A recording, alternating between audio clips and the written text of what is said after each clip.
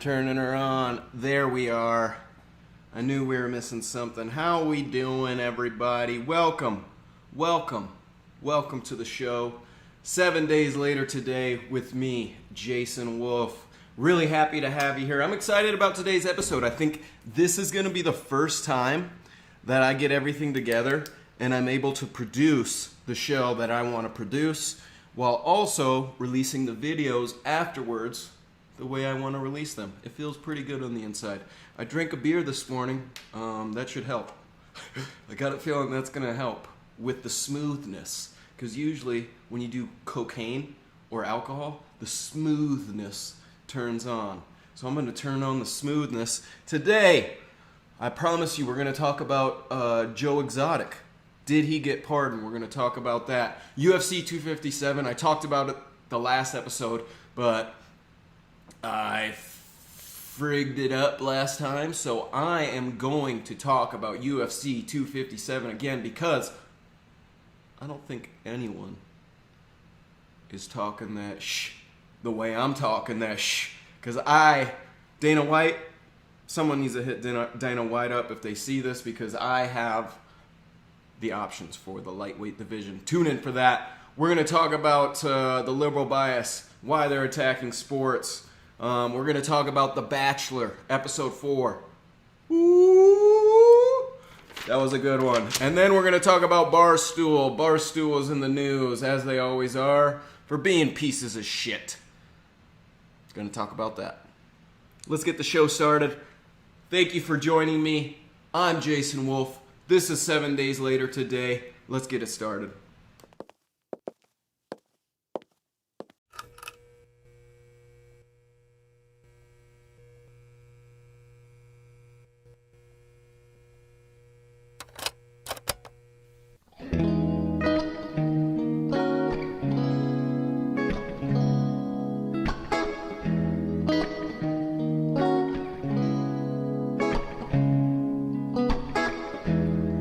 Did you say that you will, as I flag down your right? I guess I shaped up alright tonight. And blood rushed through my skin. I said we'll do this again, at a time and a place you'd like. But my words fall short too hollow. Right at your feet I'll follow up. Make sure I'm set to get some. And you said, well, how's tomorrow? For movies, that's friends no more though. Last time I checked, you'll get none. You'll get none.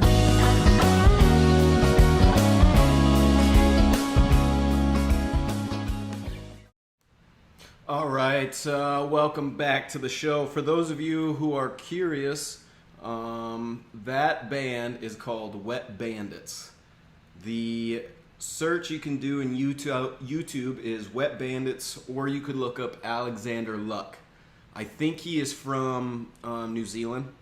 This guy puts out some good music. I really love his stuff, but I think because he lives in New Zealand, he doesn't has as many views as you would suspect with the music that he's putting out. So go check out the Wet Bandits or Alexander Luck's channel on YouTube.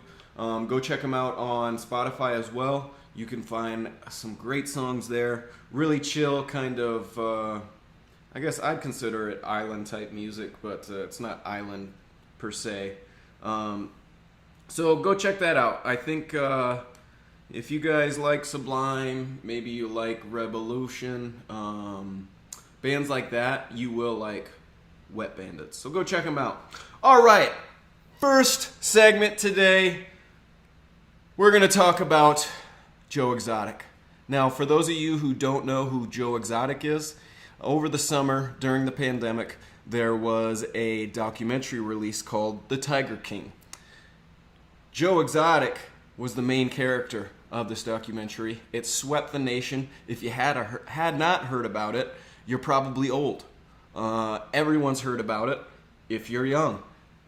Even those who are a little bit older have heard about it because they want to feel young, you know? So they watch stuff like this. And I tell you what, it was very entertaining. The nation needed it. But throughout the news, during President's last days in office, there was talks about Mr. Joe Exotic getting a pardon. Now, what we're going to dig into here, Joe Exotic was basically taunting on Twitter that he was going to get a pardon. He posted something on Twitter about a limo outside the jail, but Joe Exotic never got to the limo. I didn't see his boyfriend though either. They must have broke up. Bought him a car and he bailed on him. I don't know. Just a thought. Got a feeling that's what happened. All right, let's take a look at why Joe Exotic thinks he was not pardoned, because they were touting it. They were flaunting it. They thought they had it. But now, he was not. And Joe Exotic says he was too innocent and too gay for a Donald Trump pardon in Twitter rant. All right, let's go take a look at what he had to say. I was too innocent and too gay to deserve a pardon from Trump. I only mattered to Don Jr. when he needed to make a comment about me to boost his social media post. Probably not wrong. Boy, were we all stupid to believe he actually stood for equal justice. His corrupt friends all come first. God, I would love. So here's my question first. He's still in jail. Who's tweeting that? Does he have a cell phone in jail? I didn't think you were allowed to have a cell phone in jail. So first off, that's my question there. I'm curious about how Joe Exotic, at Joe Exotic, is tweeting in jail, and it looks like that's a saved photo. That's a saved photo. So this isn't just some phone that was pulled out of some guy's ass. This is a phone that he's had for a while, because that's a saved photo. So that's my first question. How is he tweeting inside jail? And you know what? I got something to say. In his opinion, he wasn't tweeted because he's too gay. He might have a point there. Who did Trump pardon? We're going to take a look at this. I went and found an article of people that Trump did pardon on like the final day of office. And surprise, surprise, I found this gentleman, Mr. Robert Boker. You want to know what he was accused of? Trafficking in wildlife. I fucked this joke up. Trafficking in wildlife. That's right. That's what he was accused of. Trafficking in wildlife. Very similar to what Joe Exotic was charged with. And the reason I think Joe Exotic has a point about him not being pardoned because he was too gay, I can confirm that Mr. Robert Boker is not gay. Similar crimes, no pardon. Joe Exotic may have a point. I think it's up to you to follow up and find out. Or not give a shit, because I don't really give a shit. So, what do you guys think? Was Joe Exotic not pardoned because he was too gay? Maybe he was too innocent, I don't know. But I got a feeling that he may be onto something. Mr. Robert Boker, accused of similar things, and he was pardoned. And I confirm he's not gay. Mainstream media needs to dig into this. That's why I'm here. You want the little news story so that mainstream digs into it? That's why I'm here. Here we go. All right, UFC 257. I have already talked about this. I have already given my thoughts on UFC 257. Now, I just want to say, if you guys are watching on Instagram, go over to YouTube 7 days later today. Follow the show, like, subscribe, and comment. You can follow along with what I'm doing on YouTube live stream, or you can watch the show later. Either way, follow along. That way you get to see the articles and the videos that we're watching. All right, UFC 257. Now, I've already given my take. I gotta say that I think I have a really good take on what's gonna happen inside the lightweight division. As we all know, over the weekend, Conor lost to Dustin Poirier. And this is a good thing for the UFC. It's also probably a good thing for Conor McGregor because now he gets hungry.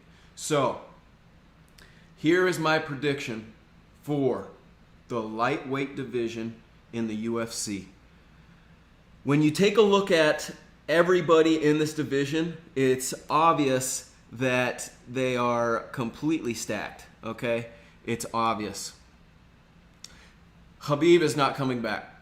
He's not going to be coming back. He's going to have to strip the title, okay? He's going to strip the title, and the people who are going to be fighting for it, I'm going to draw this up for y'all because this is about to get real. Now, Khabib's not coming back. He's going to give up the title. In my personal opinion, the fight to make is Poirier versus Chandler. The reason that this is the fight to make is because before UFC, they said this is like the semifinals. The winners are going to come together and they're going to fight. Nothing should change there. Nothing should change. The reason nothing should change is because Conor, if he loses, he's done. Can we all admit that he's probably done if he loses again? So I do not think that the UFC should put him in a match against Poirier again. Now, I'd say it's again 50-50 who wins. But what I feel they should do is put Conor McGregor versus Oliveira. Now, this is something that no one is talking about right now, and I believe this is the route to go because it sets up the most options, okay? So if Conor fights Oliveira, then I think you have RDA, Rafael Dos Anjos, fight Gaethje. So RDA versus Gaethje. And in my opinion, which probably won't happen, you have them all fight on the same night. And you also bring in Diaz versus Ferguson. Now, this is something that I've heard about other people talking about. And I think this is a great matchup, Diaz versus Ferguson, because this will be Ferguson basically his match to save his life. If he loses this, he's going down to Dante's Inferno, and there's no way out but going even deeper into hell. That means going all the way back to like probably just around the top 10 and working his way back to the top 5, and that's going to be a tough fight. So it'll be interesting to see Diaz come down to 155 fighting Ferguson. That would be a great fight. And then Rafael Dos Anjos, I haven't really dug into this much. This is just my opinion because these are the other matchups that are left, or this is the only matchup that's left. And then Conor fights Oliveira, Poirier versus Chandler for the title. Now here's what happens, okay? Here we have it. I don't know how well you're going to be able to see that, but here we have it, okay? Bring it in a little bit closer. Okay, now, if, let's say Poirier wins. Poirier gets the W, okay? And Conor gets the W. If that happens, if Poirier and Conor get the W, then they're fighting for the title. And now we've got our three-way matchup. Or no, now we've got our final third match to resolute who's the better fighter, okay? Now, if that happens, Chandler and Oliveira lose. So then, whatever happens down the road, whoever wins with RDA versus Gaethje probably ends up fighting for the title. Now, let's say Poirier wins. Or no, let's say Chandler wins. So now Chandler wins. I mean, let's be honest. Would you want to watch that fight? Conor McGregor versus Chandler? Maybe the closest thing to Khabib I think, in my personal opinion, is Chandler. Which, another thing I think could happen is if Chandler beats Poirier for the title, maybe, just maybe, Khabib comes back to fight Chandler because they're both wrestlers. That's another possibility. So if Conor beats Oliveira, then he fights the winner of RDA versus Gaethje if Diaz loses. If Diaz wins and Chandler wins, Conor fights Diaz for that unifying third fight. And then if he wins there, hopefully... Basically, all I'm trying to say here is Conor needs a squiggly route to the top. You can't just throw it at him. Make him work. I think it will be way more worth it for the UFC to make Conor work for that title because there's way more options when you put him versus Oliveira. Because, one, you need him to come out with a win. You really need Conor to come out with a win. If he doesn't, what do you guys think? Is he done? I think he's done. If Conor doesn't come out with a win, he is done. So, the matchups that should be coming down the UFC lightweight division should be Poirier versus Chandler, Conor versus Oliveira, Diaz versus Ferguson, and Rafael dos Anjos versus Gaethje. Could you imagine that? Think about all of those options. Now, I did this segment again because this was too good not to put out on the internet. I wish someone would find this and comment because I would love to hear what Chael Sonnen has to say. I'm going to have to submit this to Chael Sonnen's channel because he was talking all sorts of messes with Oliveira in the championship versus Chandler or versus Poirier. Chandler has paid his dues. Okay, maybe it's not in the UFC, but the way he looked, he dominated Dan Hooker. And Dustin Poirier said he wouldn't fight him because he wants him to go make a name for himself in the UFC, and he thought that he shouldn't have to fight someone who just beat the guy that he beat. Yeah, but you guys were in a dogfight, and Chandler beat the shit out of him. I think that's the fight to make. That's going to be a damn good fight. That's going to be a dog fight again. And then if Poirier wins and Conor win, you put them together. If Poirier loses and Conor wins, you put him with Chandler or you... Who knows? There's so many options. There's so many different things you could do. But in my opinion, I think that's the decision that the UFC should make. They should put Poirier versus Chandler, Conor versus Oliveira, Diaz versus Ferguson, and RDA versus Gaethje. I think those are the matchups to make. I believe it gives it a lot more options. I would be extremely, extremely interested in watching all of those fights. I wonder when they're, or if they're going to start, I understand why you want it, but if they're going to start putting divisions on the same night. I understand why you don't, because guys get hurt. The schedule doesn't always work out the way that you want it to. But I think it would be interesting to have all four of those fights on the same night, on the same card. That should be sometime in the summer, and then all of them fight, hopefully, sometime later in the year or at the beginning of 2022. In my opinion, that's the route to take. I think it would be very, very interesting if the UFC went that route. All right, what do we got next? So, The Bachelor, my greatest weakness, The Bachelor. I really enjoy watching The Bachelor. I don't know what it is about the show.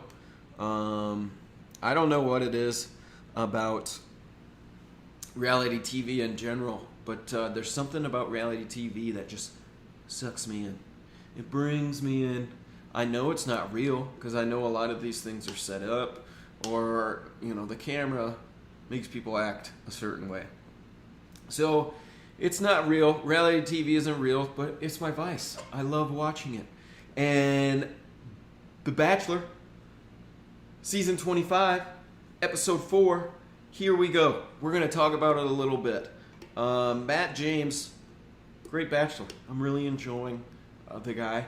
I think he is not doing too much, which is exactly what you should do, I think, as the Bachelor, because let the women create the drama, and it creates the show. And there was lots of drama on season 25, episode 4. Matt James, The Bachelor.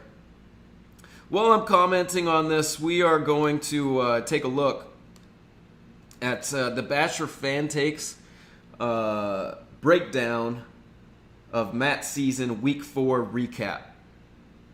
So I'm going to touch on Bachelor fan takes thoughts about episode 4 a little bit, but Sarah left in episode 3, and I don't give a shit.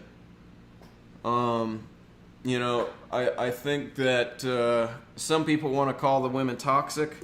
This is a goddamn competition. This is a competition. I mean, yeah, some women are more toxic than others, but if you're competing, there's gonna be things that happen within the show that you might disagree with, but again, it's a competition, and it's about drama. I mean, let's.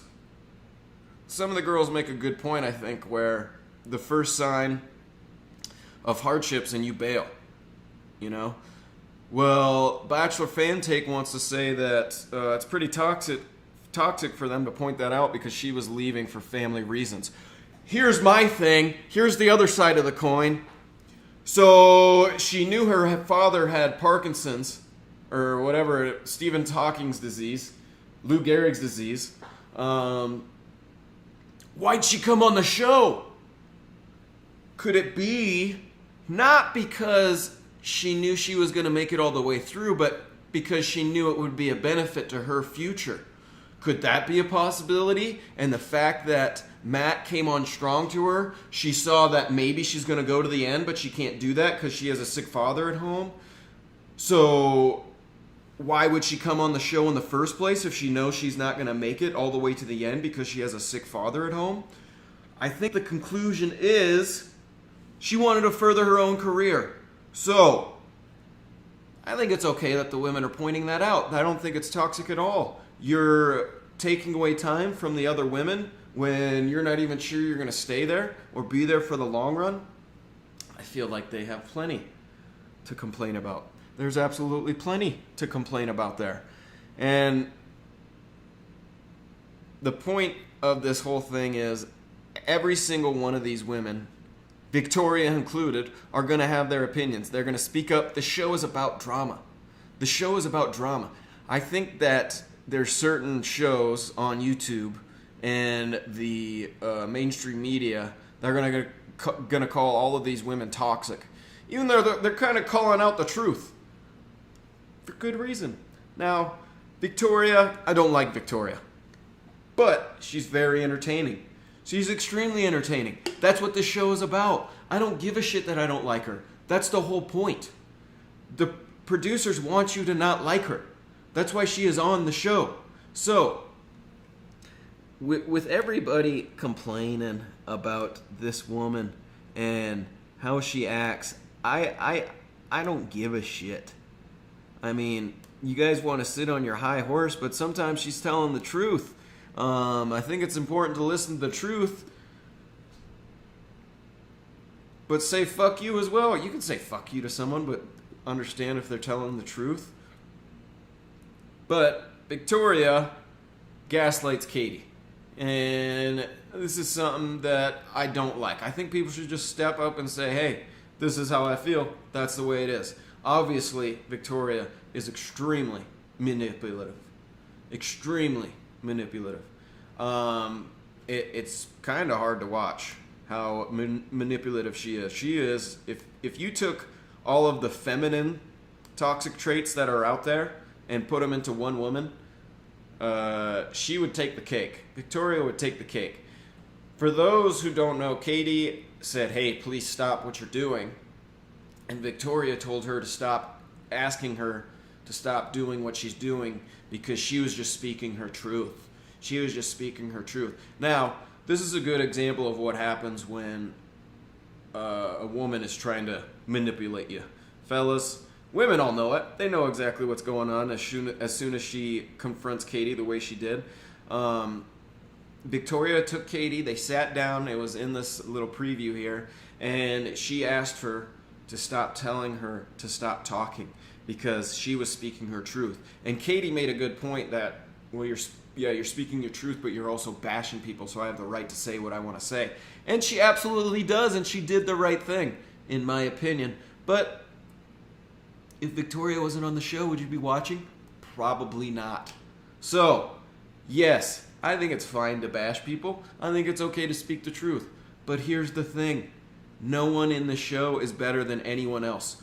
All of them come onto the show to meet a guy and get fame. Now, are all of their hearts in the right places? Who knows? I think some of them are. Some of them probably aren't. Just like there's good people and there's bad people in this world. And we got new women. Oh my God. Oh my God. Oh my God. And then she took the crown. That shit was crazy. When Victoria took Catalina's crown, that was insane. That's like something you would see on the playground. But man, was it entertaining. Man, was it entertaining. Yes, it makes you hate Victoria, but it was entertaining as hell. And is there an escort in the house? We don't know. We don't know. But that was another reason that people were calling some of the girls toxic. They were calling some of the girls toxic because they were pointing out that Brittany, one of the new girls, might be an escort. Now, the girl to point this out is Anna. Anna has not had much time with Matt, so I'm sure she is extremely jealous of these new girls coming into the picture. And the question is, did she actually get texts from people saying, "Watch out for this girl"? That was my best impression of Anna. Watch out for this girl. I'm kind of upset because Anna was a dark horse for me, and she's turning out to be one of Victoria's cronies, and I didn't see this coming. I'm ashamed a little bit that I picked her because she just had no time. And the only reason that it seems like she's hanging around is because of what Chris Harrison said at the live stream when he introduces the girls. She has great reactions. Like, we'll go full... This is her all the time. Now, she's a pretty girl, but that's her every time. So, I can't believe I picked her. I seriously can't believe I picked her. She is becoming friends with Victoria. Anna and Victoria becoming best friends. Now, Bachelor Fan Take was also calling this toxic. But there's two sides of that coin. Yes, it was probably a toxic thing to do. But are we going to start talking about morals when this show is all about a guy having his choice among 32 women? Really? We're going to dig into morals and girls talking behind another girl's back because she might have heard something that truly could have a reason to be known. If you were dating someone and they were an escort, would you want to know? Would you want to know even if that didn't come from that person? I think you would. Maybe you're okay with it, maybe you're not, but wouldn't you want to know? So for people to say that it's toxic for them to comment on sex workers, now here's the thing. I don't give a shit. I don't give a shit. I could give a shit what you do. I don't think anyone gives a shit. She probably gives more pleasure to people than most therapists do, okay? As an escort, again, she probably gives more therapy to folks than most therapists. So I don't give a shit what you do. But that's information that a significant other should probably know about. And in the show of complete morals and goodness that we seem, oh, I just spilt my coffee all over my shirt in the chair. Karma. You know what? I'm wrong. You shouldn't talk about sex workers. You shouldn't talk about sex workers. You should not talk about sex workers, or else you're going to spill all over yourself and get coffee all over your nice white shirt. This is one of my favorite white shirts, too. I've changed my mind. Even if you are possibly dating a sex worker, no one should tell you, because you're probably going to get coffee all over your nice white shirt. That's what I have to say about The Bachelor. I'm done with it because apparently I am given the wrong takes. I'm giving the wrong takes on The Bachelor. So on we go to the next segment.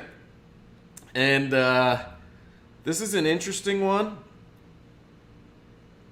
Because you're probably not going to hear about it on the mainstream media, and it's probably something that's fairly important and should be common knowledge to the immediate public. If you guys didn't hear about this, iPhone 12s, they could cause pacemakers to stop working properly. That's right.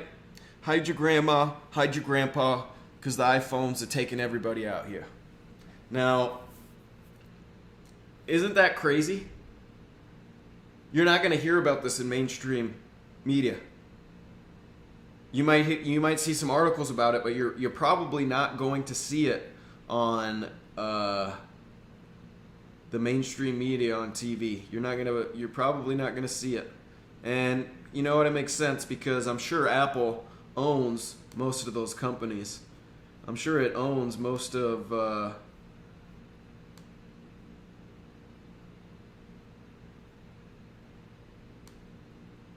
where are we going here? All right, we're gonna get a.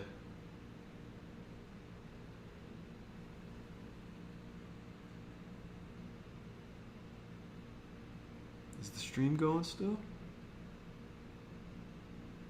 Yeah. All right. All right. iPhones 12. They are killing people. They haven't killed yet, but there was a study that found they could kill you. Not kill you. But basically, stop your pacemaker from working. How big of a deal this is, I don't know. How many people with pacemakers have have a iPhone 12? I doubt there's many of them. So let's take a look at this little segment someone threw together. I couldn't find anything in the mainstream media.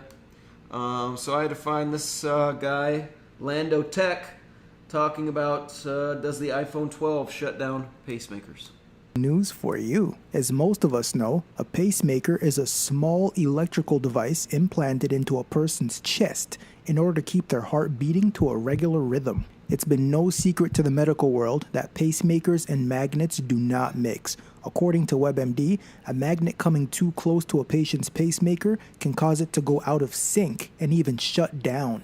A few months ago, when Apple unveiled its iPhone 12, one thing they boasted about was how they were able to make wireless charging so easy by implementing extra strong magnets. Apple's MagSafe technology is a real practical addition to wireless charging, giving users the ability to effortlessly line up the charging coils because they're being pulled into alignment by the magnets. However, when these same magnets come too close to the chest of a person with a pacemaker, the results could be tragic.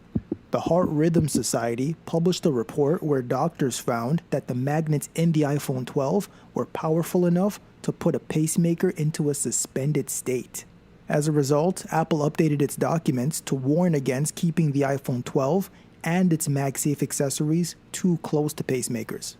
They recommend keeping the iPhone 6 inches away from your chest when you're using it and 12 inches away when it's charging wirelessly. With that being said, if you want to err on the side of caution and steer clear of MagSafe wireless charging altogether, then go to the Amazon link I have in my description. It's for a dual port wall charger that comes with 2 lightning cables. It's normally $16, but with my promo code, you can get it for $8. So you're probably not going to find that in the mainstream news. Now, why is that important? Is this going to stop me from using iPhones? Probably not. But at least when I'm on the phone and I see my grandpa drop dead, I have an idea what the diagnosis could be. His pacemaker stopped working because I made a phone call. Everyone should know that. Careful with your phone calls. Could be killing grandpa or grandma with one simple call. All right, next. Jason Whitlock expresses why liberals exploit sports to push their agenda. Now, I definitely agree with what we're about to jump into, so I'm not going to do much talking on this one. We are going to watch a video on what Jason Whitlock has to say about the liberal media and their use of sports to push their agenda. I truly think this is what's going on. Maybe you agree, maybe you disagree. After I go through this video and this article, please comment below. Let me know if there's another side to this I need to be looking at. I would love to dig into it. Here we are over at Louder with Crowder.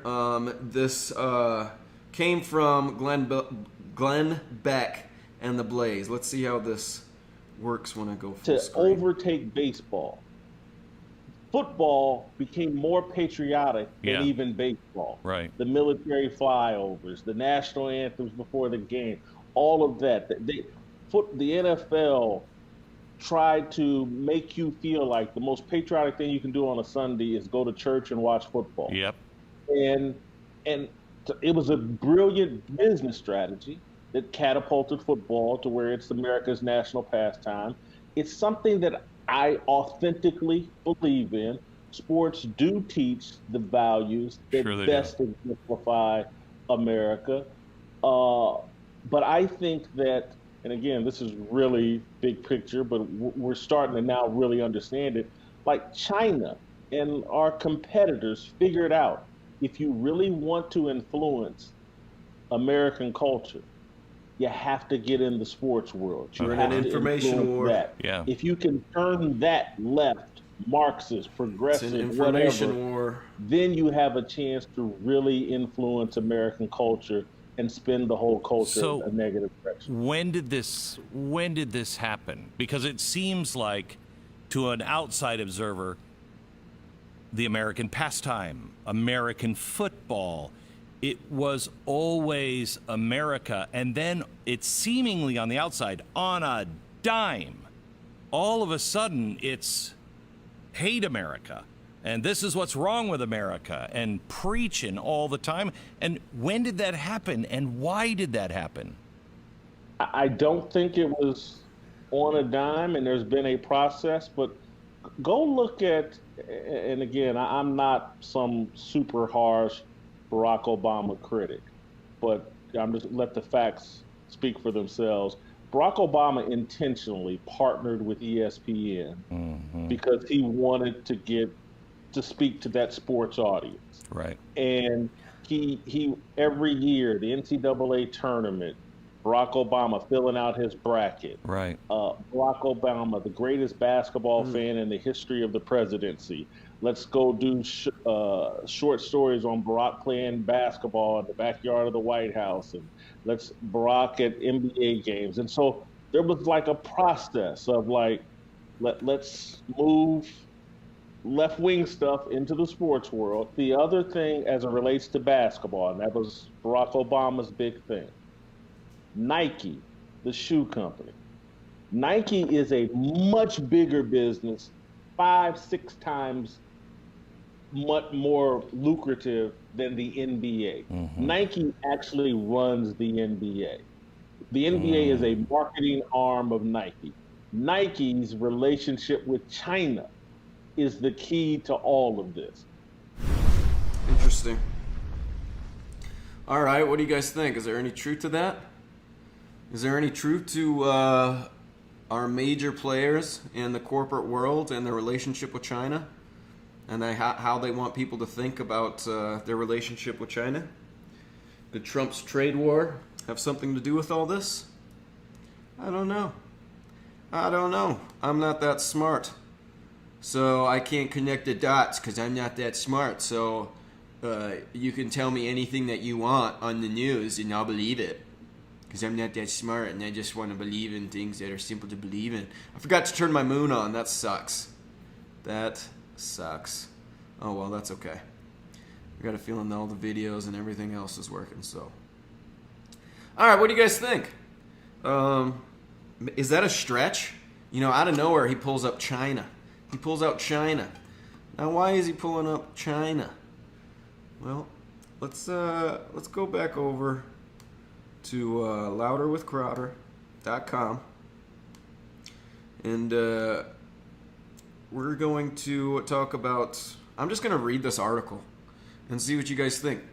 Jason Whitlock exposes why liberals exploit sports to push their agenda. Tom Brady is heading to his 10th Super Bowl. If I were to make a single mortal lock bet, it would be that for the next 2 weeks, there will be almost as much talk about him being a Trump supporter as there will be about whether he has a plan for the Kansas City Chiefs defense. Politics over the past 12 years or so has crept into all aspects of entertainment, with sports getting it the worst. As Jason Whitlock explains, that wasn't an accident. So that was the video we just watched. Drink a lot of beer, too. Don't forget about drinking beer. Beer and football go together like Democrats and killing jobs to appease left-wing activists. That's a joke, Facebook. A humorous figure of speech. Everyone knows you can't literally kill a job. I think that's also a joke as well. It's maddening if you either disagree with leftists or just want to enjoy a game without the social commentary. That doesn't make it any less effective. It's why Andrew Breitbart always said politics is downstream from culture. It's why Donald Trump wanted to save college football and had a summit with his fellow president. It's also why blue checkmark trends on Twitter for idiotic nuggets like this. Protected tweets, but the list comes for all. As we approach another Tom Brady Super Bowl, let's remember, he's friends with Trump and he endorsed Republicans and their policies, while one of the greatest quarterbacks of our generation, Colin Kaepernick, had his career derailed for kneeling during the national anthem. Hashtag hypocrisy. There's no hypocrisy there. Tom Brady has 6 rings, going for 7. Colin Kaepernick is a kid who was adopted by 2 white people, and now he's saying there's something wrong with white America.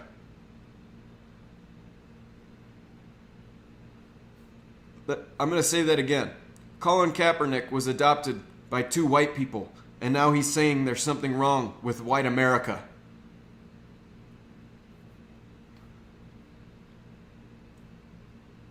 Now, I better back up there. Yes, there are bad cops, and they should be held responsible. No one disagrees with that.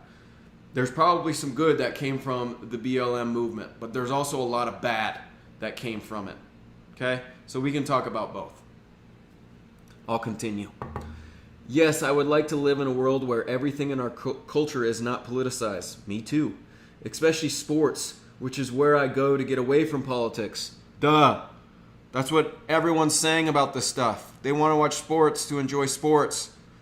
If they want to watch the news, they can go watch the news. But that's not the world we live in. The left figured that out early on. The right, while making gains over the past few years, still has catching up to do. Yep, they definitely do. You know what? I don't think that the right should jump into this bullshit that we always see on the left, because they're just going to continue to push a narrative that is going to continue to put you in a negative light no matter who you are. And if you guys don't remember, I was talking about the Antichrist, Mr. Dave Portnoy. Now, I said that the mainstream media would convict him as the Antichrist because he's doing too much good with the Barstool Fund. And again, the Barstool Fund was a charity that Barstool started, and I'm sure Dave Portnoy started it. And what the Barstool Fund did was raise over $20 million for local restaurants that were struggling during the pandemic. Now, the reason I said he was going to be the reason that he's going to be turned into the Antichrist is because he's just doing too much good out there and making the establishment look stupid. And by the establishment, I mean anyone making over $1 kajillion a year. Okay? These people you don't hear about, don't know about, he's making them look bad. He's making the government look bad. Actually helping people? Now, personally, I don't think it's the job of the government to help people. It's the job of the government to protect people from threats that are foreign and domestic. So it upsets me when people vote for leaders who they think are going to help them. It's not the job of the government to help you. It's the job of the church, charities, and businesses like this. And if this doesn't show you that places like Amazon don't give a shit about anyone, here's your proof. Because Barstool went out and they did what most companies wouldn't do. They put the money where their mouth is. But then you've got people coming out with articles saying that Barstool is either evil or the most ignorant thing on earth, or both. Now, they aren't going directly after Dave Portnoy himself, but they are going after his CEO. The reason that they're probably going after the CEO is because she hasn't been in the news that much. What has been in the news a lot is the Barstool Fund and Dave Portnoy. So like I said in that video, they can't crucify him just yet. They gotta wait until he's done helping people. But what they can do in the meantime is go after someone else. So we're gonna read this article. We're gonna see what you think. This has to do with the Barstool CEO, Erica Nardini. She's either evil, the most ignorant person on earth, or both. Now, let's see why. A paycheck is a paycheck. I'm sure that's what Erica Nardini would tell anyone who questions why she's the CEO of Barstool. It's what makes the world go round. We know that here very well. Still, there's putting out fires, which Nardini has to do a lot, thanks to, I don't know how to say this word, the detritus that the site and its employees and readers constantly release into the world. So she doesn't like it, so it's bad. And then there's actively firing it at targets. Nardini either doesn't know the difference or wants us to believe she doesn't. And though the world definitely is idiotic, and the sports world even more so, God, what a fucking high horse this person's on. You'd have to be just about the biggest rube imaginable to buy that.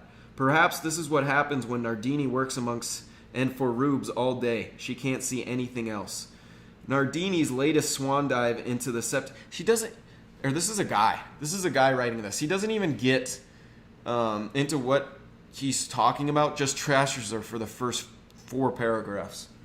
Nardine's latest swan dive into the septic tank of her own creation is to declare war on the NWHL while trying to claim that she's not doing so, or at least trying to remain above it.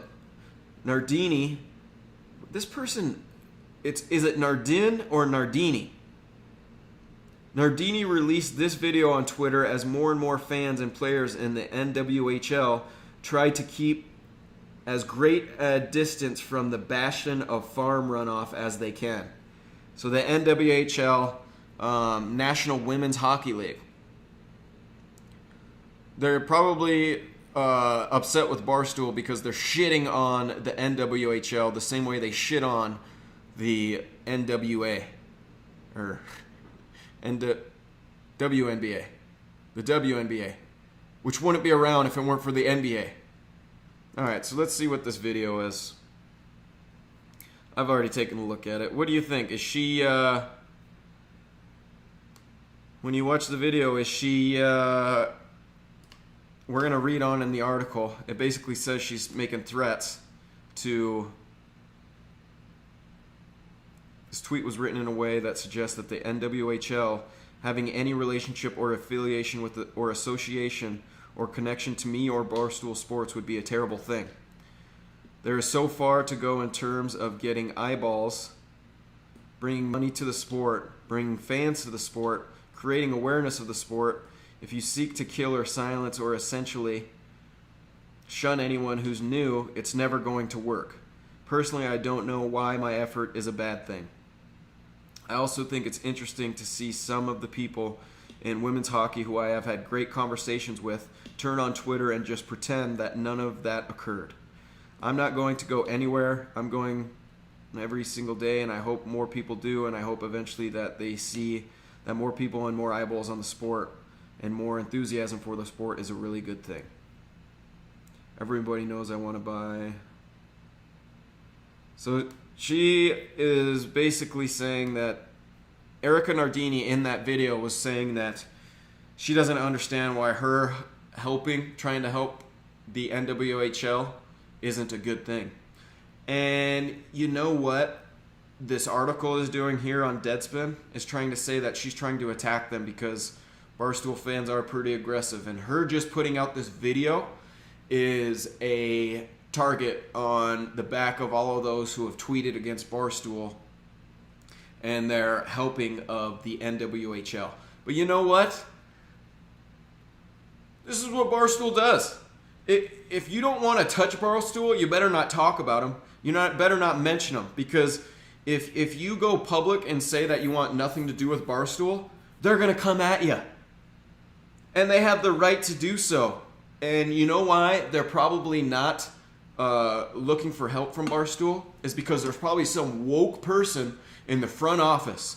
There's probably some woke person in the front office at the NWHL, and she wants nothing to do with Barstool because they have talked badly about the NWA, the WNBA, and maybe the NWHL in the past. But you know what?